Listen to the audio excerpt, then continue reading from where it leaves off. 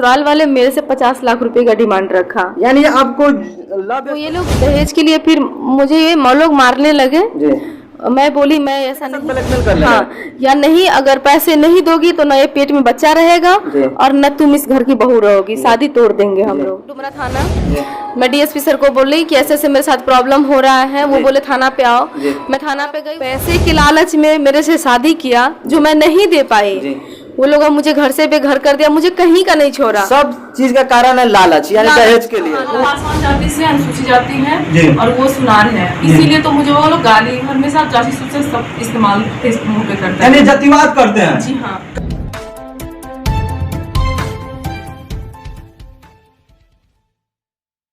जी। तो वो आप शादी कर लिए, उसके बाद में क्या हुआ? मैंने बात हुआ, शादी का एक डेट फिक्स हुआ, फिर शादी हुआ मेरा 22 मार्च को। शादी के बाद वो लोग मतलब कुछ दिन मुझे बहुत अच्छे से रखे जी।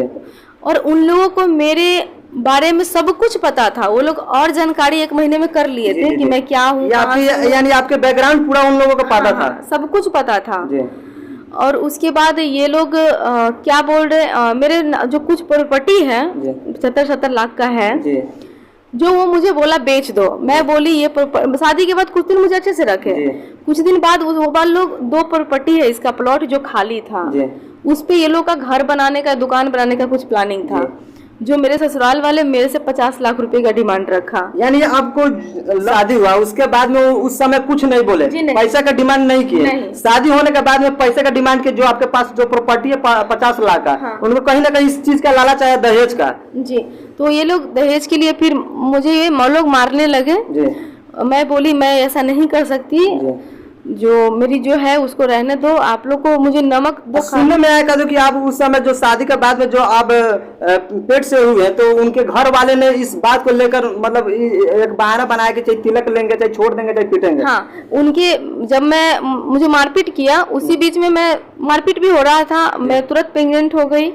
उसके घर के लोगों को पता चला कि अगर तुम पैसा दोगी तो ये बच्चा भी रहने देंगे तुम्हारे पेट में, या शादी भी रहने देंगे ना। वो ब्लैकमेल करने लगा, हाँ। बच्चे के साथ ब्लैकमेल करने लगा, या नहीं, अगर पैसे नहीं दोगी तो न ये पेट में बच्चा रहेगा और न तुम इस घर की बहू रहोगी, शादी तोड़ देंगे हम लोग। तो मैं बहुत मजबूर हो गई, मैं क्या करूं नहीं करूं। मैं पंच लोगों को भी मैंने सूचना दी मेरे साथ ऐसा ऐसा लोग कर रहे हैं। पंच लोग बोले कि उन लोगों को समझाए, वो पंच का बात नहीं माने, वो लोग पंच से उठ के भाग जाता था वो लोग। जबकि मेरे जो ससुर है वर्तमान सरपंच है उस गाँव का, फिर भी आदर लोगों का पंचायत का बात वो इनकार कर दिए। उसके बाद फिर ये लोग मैं किसी भी तरह से अपनी मारपीट करता था। मैं क्या उसके बाद क्या हुआ? जब जहर खाने के बाद आपको प्रयास किया गया मारने के बाद? मारने के बाद प्रयास किया गया। फिर मैं किसी भी तरह से एक दिन आई थाना पे, डुमरा थाना, मैं डीएसपी सर को बोल रही कि ऐसे ऐसे मेरे साथ प्रॉब्लम हो रहा है, वो बोले थाना पे आओ। मैं थाना पे गई, उसका पूरा फैमिली आया। उसके बाद ये लोग एक थाना पे 19/6/2007 यानी कि 22 को एक बॉन्ड बनाया, ठीक है ना, बॉन्ड होता है ना जो अपने वाइफ को अच्छे से रखेंगे। अब डीएसपी सर कह रहे हैं मुझे कि तुम अब शादी का प्रूफ दो, जबकि आपके सामने वो लड़का एक्सेप्ट किया कि ये मेरी वाइफ है, तो मैं प्रूफ अब कहाँ से खोज के लाने जाऊँ? यानी डीएसपी साहब कहीं ना कहीं इनकार कर रहा है। हाँ, इनकार इसलिए कर रहे हैं कि मुझे कुछ डाउट भी है। जी हाँ, डीएसपी साहब पर कुछ आपका डाउट है? हाँ, मुझे डाउट है। तो क्या कहना चाह रहा है जो दर्शक देख रहा है, क्या अपने सास जो आपको इस तरह से मतलब गलत आपके साथ संबंध मतलब बनाकर और शादी करके छोड़ दी है? अब आपके सुनने में आया कि आपके जो ससुर है वो सरपंच भी है, कहीं ना कहीं एक प्रतिनिधि है, तो क्या चाह रहे हैं? मैं यही चाह रही हूँ कि मैं सबसे यही गुहार लगाती हूँ, मीडिया, पंच, सरपंच, समाज और प्रशासन, मैं सबसे यही निवेदन करती हूँ कि मुझे न्याय मिले, मुझे इंसाफ मिले। जो मेरे साथ सब कुछ जानते, मेरी अतीत, मेरी परछाई सब कुछ जानते हुए भी वो लोग अपने बेटे की जिंदगी बचाने के लिए और अब पैसे के लालच में मेरे से शादी किया जो मैं नहीं दे पाई।